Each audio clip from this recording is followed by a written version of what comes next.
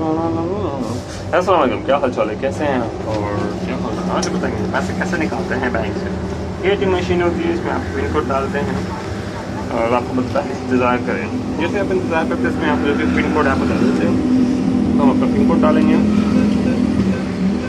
फिर एंटर का बटन दबाएंगे और फिर जो है आपकी दी हुई रकम आप निकालना चाहें तो हम निकालना चाहेंगे अभी 1000 रुपये, तो 1000 रुपये निकाल लेते हैं।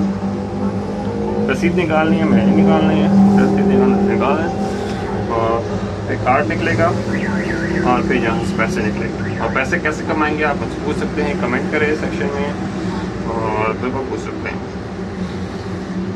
पैसे आ रहे हैं, बस अभी आ रहे हैं पैसे आ रहे हैं, सब्र करें, प्लीज़ वेट। तो ये मैसेज आ गया है मुझे और अभी कार्ड निकलेगा।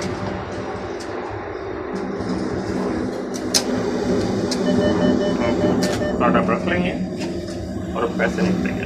ओके, तो ये 1000 रुपये निकल गए। ये 1000 रुपये कैसे कमाते हैं ऑफ कोर्स आप मुझसे पूछ सकते हैं। हाय, चले फिर मिलते हैं इंशाल्लाह, टेक केयर, बाय बाय।